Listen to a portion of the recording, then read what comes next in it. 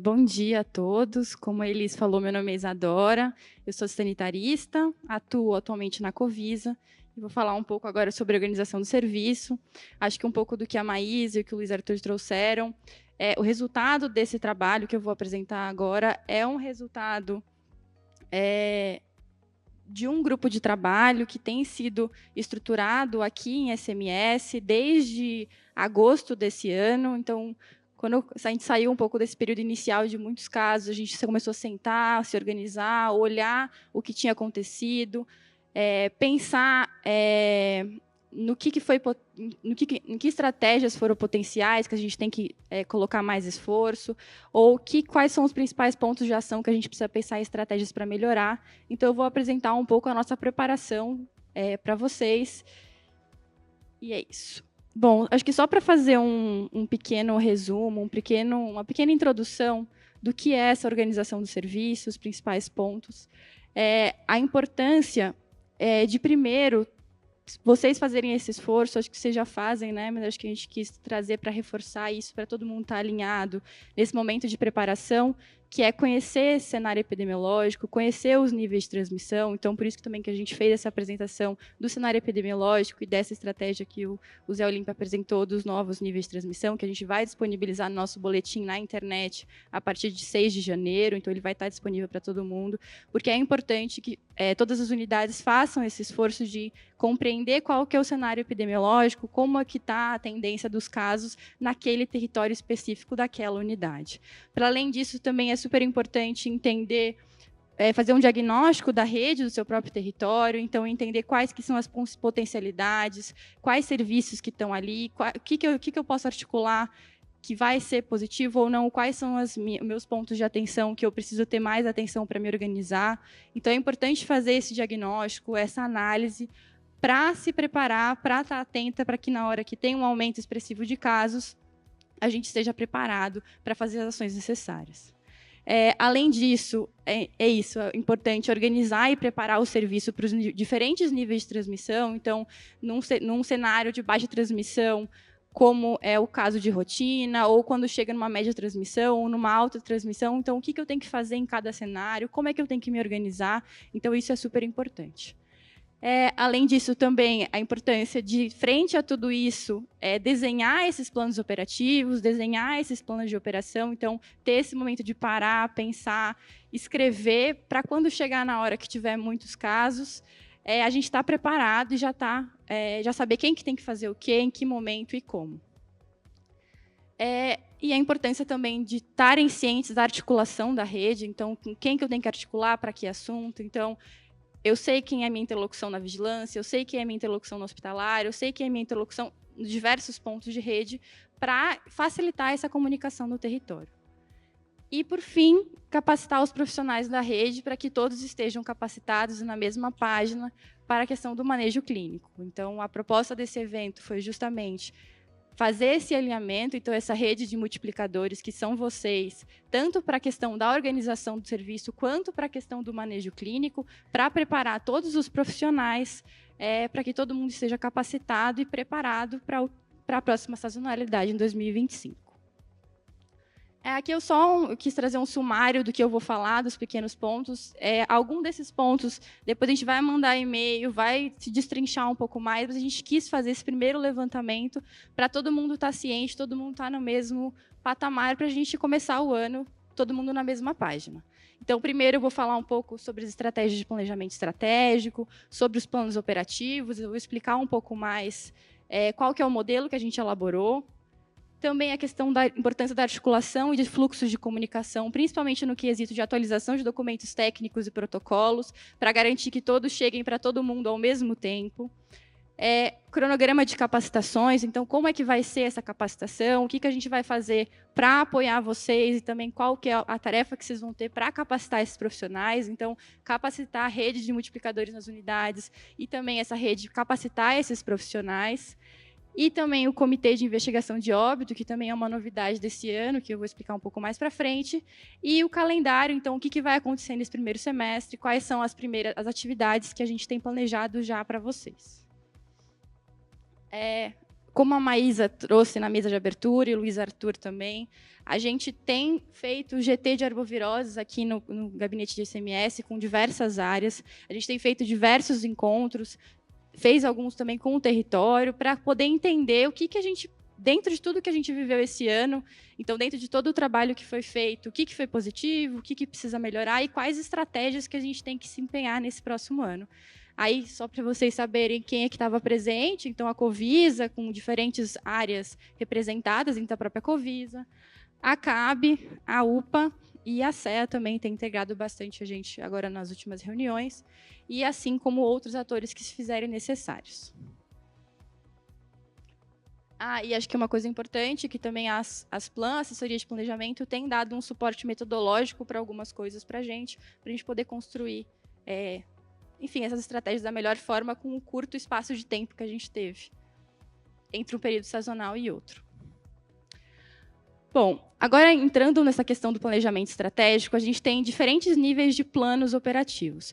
O plano municipal de enfrentamento, acho que muitos de vocês já devem conhecer, ele é publicado no nosso site todo ano e atualizado, então já tem a versão disponível de 2024 acessível no site da Covisa, caso vocês queiram entrar, então ela já está disponível. A gente tem trabalhado agora nessa atualização, que vai sair nos próximos dias, então foi feita toda uma revisão dos protocolos, de tudo relacionado ao plano a nível municipal. Então, tem essa questão do cenário epidemiológico mais descrita, tem essas questões também do nível de transmissão, explicando um pouco mais como é que vai se dar essa estratégia, para quem quiser se adentrar um pouco mais, e também a gente tem os modelos dos planos regionais e dos planos operativos da assistência e da vigilância.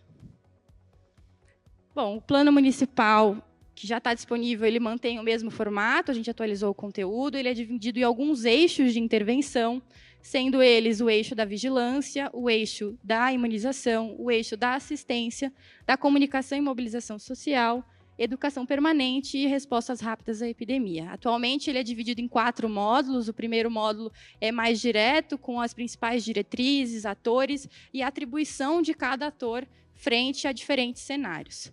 Os outros 3 é um mais focado no cenário epidemiológico e nível de transmissão, o outro é mais focado nas atividades da vigilância e o terceiro é mais voltado para as atividades da assistência.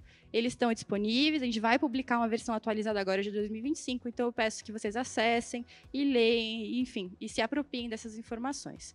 Esse plano, ele diz respeito ao município como um todo, e agora eu vou falar um pouco dos planos regionais. Como vocês sabem, né, São Paulo é uma cidade muito grande e as diferentes realidades do território. Então, cada região tem as suas particularidades, a sua realidade, as suas relações, as suas articulações, e que isso é importante levar em conta na hora de se preparar para uma sazonalidade.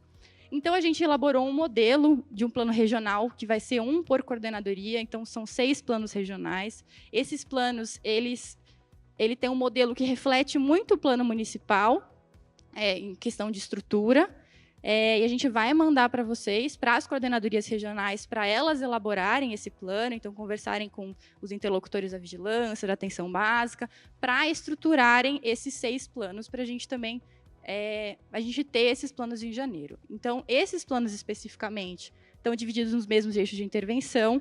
A gente vai mandar para vocês o modelo para as coordenadorias regionais elaborarem, e a gente vai dar um retorno. Então, vocês mandando para a gente de volta, a gente vai analisar, vai ajudar vocês, ajudar a estruturar, e vai estar sempre à disposição para tirar dúvidas, para a gente poder construir os melhores instrumentos, que sejam instrumentos factíveis e que possam auxiliar na preparação, enfim, no caso de aumento de casos de dengue. Agora, entrando um pouco em relação aos planos operativos.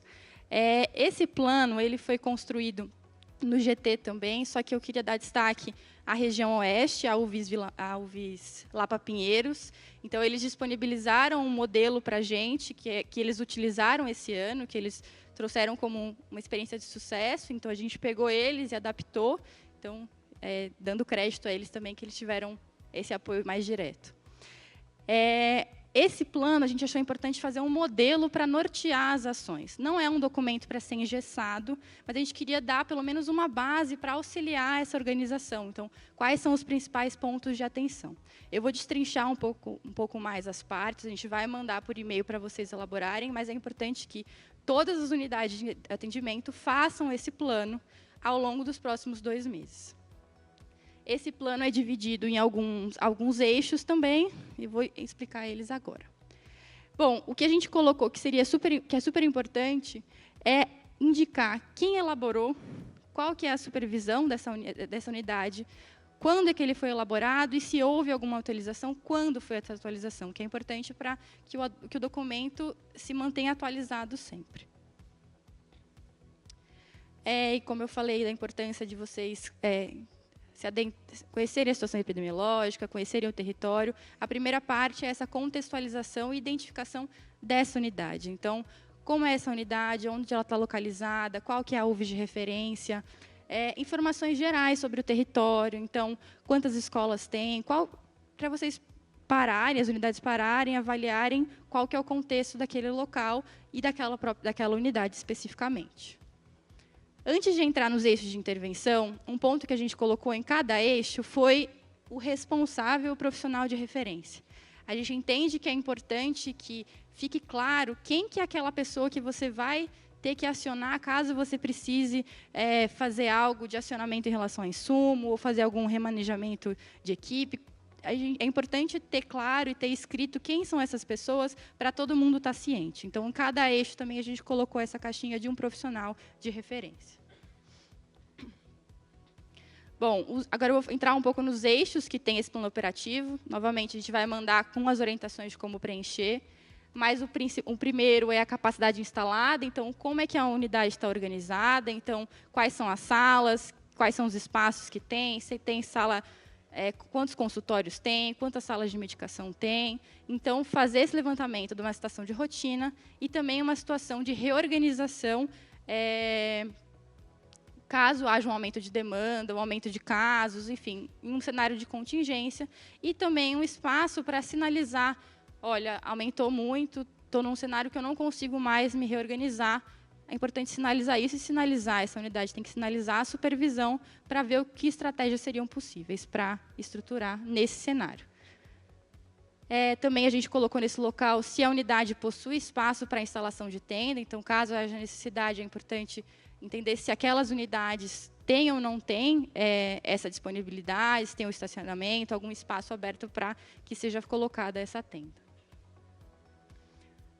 Uma segunda parte é mais voltada para os insumos, então a gente dividiu em 4 temas, então insumos gerais, medicamentos, equipamentos e material gráfico. O material gráfico a gente colocou a ficha do Sinam, o cartão de arbovirose, a ficha clínica, que são alguns materiais importantes que todas as unidades tenham. E cada um desses itens vai ter uma tabela que vai ter qual é o insumo e o CMM regular, numa situação normal, e caso haja necessidade de contingenciamento, vocês colocarem qual que seria esse número. Também, para alguns outros casos, a quantidade existente, a necessidade de quantidade ampliada, e a localização da unidade, para todo mundo também estar ciente, para que esse possa ser um documento que todo mundo consiga olhar e saber como é que a unidade está se organizando e se preparando.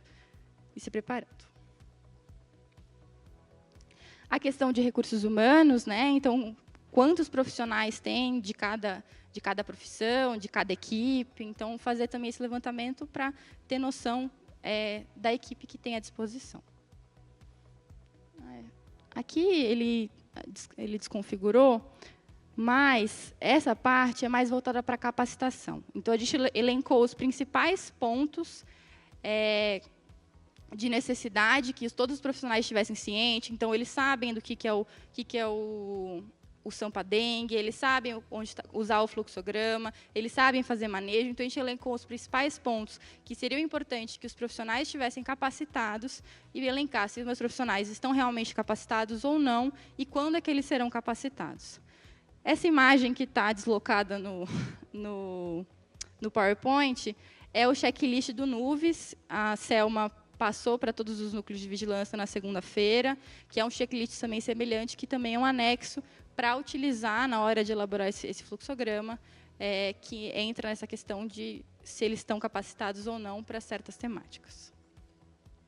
Que aqui está mais, que é o material de apoio dos NUVs. Então, a Selma, não sei se ela já mandou, mas já mandou para todo mundo, então os NUVs têm. Então, é importante também incluir as UBS, né, incluírem os NUVs nessa elaboração dos planos operativos.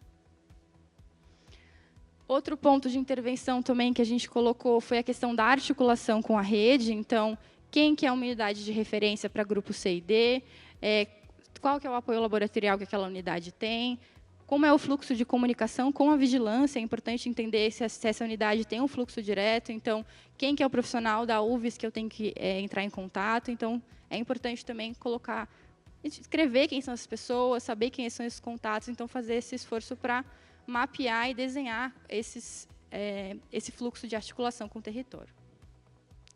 E, por fim, tem uma parte dos representantes e responsáveis por elaborar, monitorar e executar o plano operativo. Porque a proposta desse plano é que vocês param, elaborem, então tem esse momento de parar, pensar, estruturar, mas também é algo que não vai se encerrar. Então, é importante que tenha um monitoramento e acompanhamento se essas ações estão sendo feitas quando é necessário. E também o grupo interno de controle da dengue na unidade. Antes de entrar nesse, só para retomar, então, a gente vai mandar para as coordenadorias regionais os modelos dos planos regionais de atendimento, os planos regionais de enfrentamento, e vai mandar esse plano operativo para as unidades de atendimento da assistência. É importante que todas as unidades tenham esse plano operativo feito, elaborado, e que todos da unidade estejam cientes que esse plano existe. A gente fez também um modelo norteador para ações de enfrentamento das operações das unidades de vigilância, que se adequa à realidade da vigilância, que é diferente das unidades de atendimento, né, da assistência. A gente não vai destrinchar aqui nesse momento, porque para as UVs a gente vai ter um momento específico para tratar com vocês, explicar o passo a passo, explicar como é que vai ser, destrinchar mais como vai ser esse documento, mas para vocês estarem cientes que vai ter também. Então, as unidades e as coordenadorias vão ter, e as supervisões vão ter os meses de dezembro e janeiro para elaborar esses planos, e em fevereiro a gente já está planejando um momento de monitoramento e acompanhamento desses planos. Então, a gente também vai fazer esse momento de monitorar e saber se todas as unidades estão fazendo, se elas conseguiram fazer, e prestar o apoio que for necessário também. Bom, agora entrando na parte de articulação e fluxo. Aqui é só para a ciência de todos, algo que foi pactuado no GT também, que acho que é importante, algo que a gente fez, mas a gente quis passar isso, porque às vezes tem uma atualização de protocolo, de fluxograma, e a gente sabe da importância de chegar para toda a rede o mais rápido possível, para todas as pontas. Então, aqui só como vai funcionar esse processo. Então, havendo a necessidade de atualização de qualquer documento técnico, tanto por necessidade da área técnica ou por algo que o próprio território sinalizou, que a gente entende que tem que alterar, vai haver uma articulação entre a vigilância e a assistência, né? E a gente, como aqui no gabinete sede, como GT, a gente vai atualizar os documentos, Covisa vai encaminhar para as DRVS, e as DRVS vão encaminhar para as UVs, e CAB, UPA, CEA vão mandar para as coordenadorias regionais e para essa rede de multiplicadores, que eu vou explicar um pouco no próximo slide. A gente também está pactuando um modelo de e-mail, então a gente vai, todo o documento técnico da arbovirose vai estar escrito arbovirose, atualização de documento, tracinho, qual que é o documento específico, com a data da atualização. Todos os documentos também está colocando qual que é a data, então qual é o mais atualizado. No corpo do e-mail também descrevendo qual que foi a alteração específica, porque às vezes tem uma atualização no protocolo e as pessoas não conseguem identificar diretamente o que é, então a gente vai fazer esse trabalho de sempre sinalizar qual que é a atualização. E se for um documento publicizado no site, a gente vai compartilhar o link. Então, a gente está com essa preferência de sempre tentar compartilhar o link, não o anexo, porque, às vezes, a gente sabe que os e-mails se perdem, enfim, para facilitar essa localização, porque o objetivo final é que todo mundo receba esses protocolos o mais rápido possível e o mais atualizado. Então, o objetivo é garantir que todas essas atualizações sejam simultaneamente enviadas para todos os pontos de rede.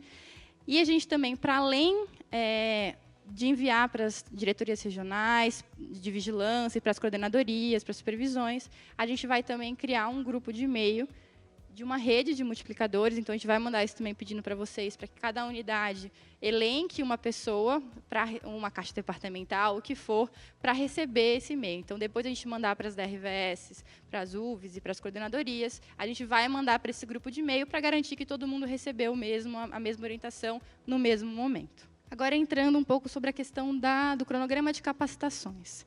Então, a proposta também de chamar todos vocês aqui foi justamente a gente iniciar esse processo, né, de capacitação dessa rede. Então, vocês são multiplicadores, vão capacitar outros multiplicadores. Então, nesses próximos meses também, a gente vai solicitar que as OS, em conjunto com as supervisões e com as unidades, que elaborem um cronograma de capacitações para todas as unidades, pelo menos para todas as redes de multiplicadores do território. Então, a proposta é que a gente faça isso em 2 meses, para fazer essa primeira capacitação, e a gente fez alguns materiais de referência e de apoio para vocês. Essa segunda parte, agora, depois que eu falar, quando tiver as apresentações sobre manejo, vai ficar como gravado, então vai estar como referência também. Além disso, a gente vai mandar uma apresentação sobre manejo clínico com os principais pontos, já padronizada, para ajudar e para ficar como referência. E também a gente elaborou vídeos curtos no YouTube da Covisa. São vídeos de 5 minutos, uma série de videoaulas sobre manejo clínico que vai ficar disponível, já está disponível. Eu vou passar agora um vídeo de apresentação. Então, para vocês também divulgarem esses, para que fique de fácil acesso. Então, estou com uma dificuldade, estou com uma dúvida sobre a classificação A. Então, tem um vídeo de 2, 3 minutos que a pessoa entra e consegue ver. Então, a gente fez esse trabalho de elaborar esses materiais para facilitar esse acesso. Olá, eu sou a Carolina Scarpa Carneiro e faço parte da DVE, Divisão de Vigilância Epidemiológica da Covisa, Coordenadoria de Vigilância em Saúde do município de São Paulo. Temos o prazer de apresentar nosso projeto de aprimoramento e desenvolvimento de material didático de apoio aos profissionais da saúde. Aqui elaboramos uma série de videoaulas sobre manejo clínico da dengue, incluindo as 3 fases da doença, a importância da notificação, a classificação de risco A, B, C e D, a interpretação de exames, como hemograma e a prova do laço, e o tratamento sintomático. Nós, da equipe técnica de Covisa, elaboramos esse projeto baseado nos protocolos de atendimento dos casos de dengue do município de São Paulo, com base nas diretrizes do Ministério da Saúde. Nosso objetivo é fornecer recursos claros, atualizados e de fácil aplicação para apoiar o profissional da saúde no diagnóstico e no tratamento eficaz da dengue. Vamos juntos contribuir e fortalecer com o cuidado e a prevenção da dengue. Meu nome é Carolina, nos encontramos nas videoaulas. Até mais!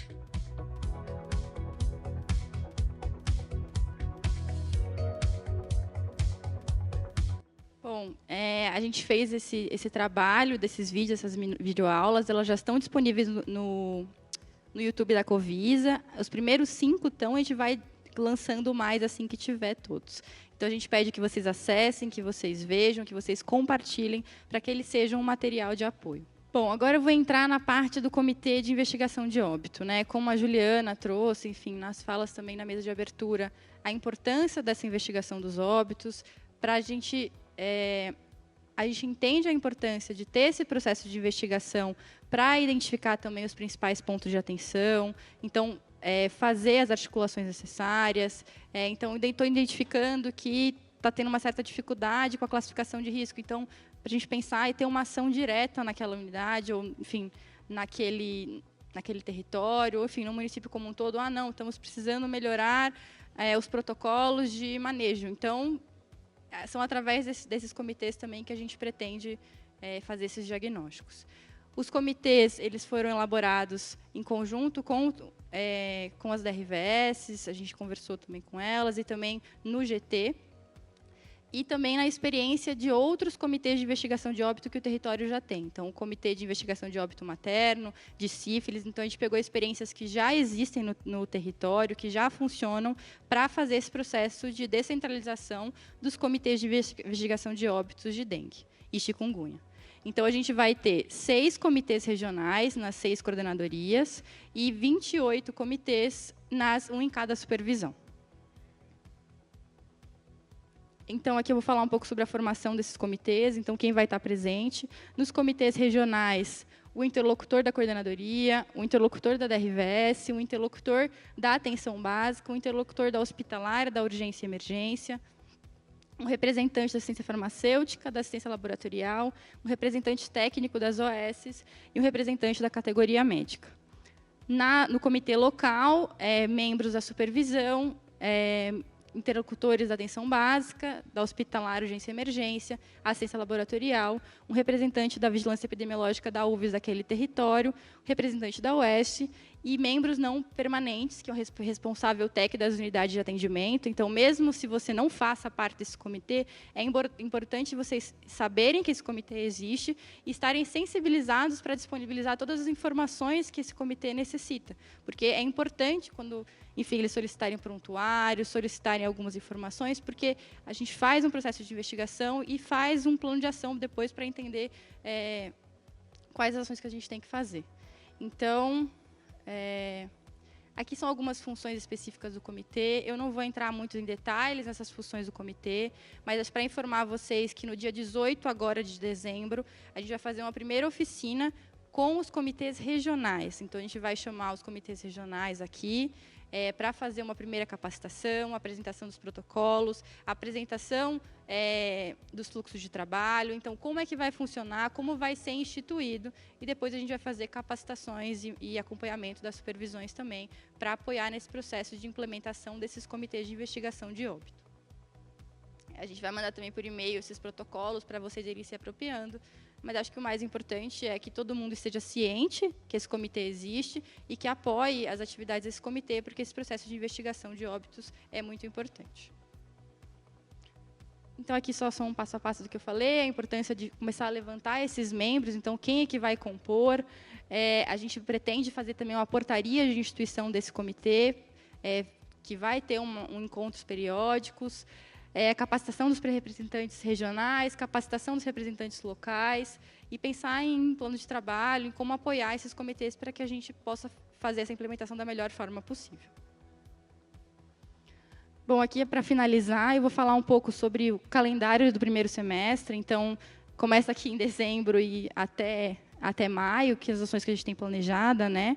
Agora, no dia 5/12, hoje, a gente fez esse primeiro evento com o objetivo de fazer esse alinhamento, né? Então, tanto dessa rede de multiplicadores da gestão, quanto essa rede de multiplicadores do manejo clínico. Então, agradeço também a presença de todos aqui, que é um importante momento para a gente estar preparado para o ano que vem, estar todo mundo na mesma página. Então, a gente fez esse evento com esse intuito. Então, nesse mês de dezembro, a proposta é iniciar a elaboração desses planos operativos das unidades, o envio dos planos de enfrentamento também das coordenadorias, dos planos regionais, e também iniciar essa elaboração e encaminhamento desses cronogramas das capacitações. Então, como é que vai ser feita essa replicação no território dessas capacitações de manejo clínico? Em janeiro, a proposta é que essas capacitações comecem e sejam feitas para o máximo dessa rede de multiplicadores possíveis, finalização da elaboração dos planos operativos e também um retorno nosso para as coordenadorias regionais dos planos regionais de enfrentamento da dengue. E também, em janeiro, a gente vai começar a fazer uma reunião de acompanhamento estratégico, que a gente pretende fazer ou mensal ou quinzenal, com alguns principais atores do território, então apresentando o cenário epidemiológico e dando esse apoio necessário e acompanhamento de todas essas estratégias.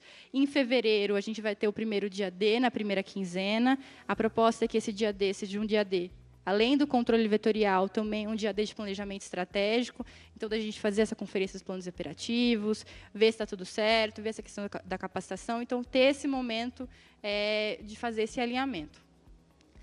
A proposta é que no dia, ali está 5/12, mas é 5/2, seja finalizada essa capacitação da rede de multiplicadores e tenha mais reuniões de planejamento estratégico em todos os meses até o fim da sazonalidade.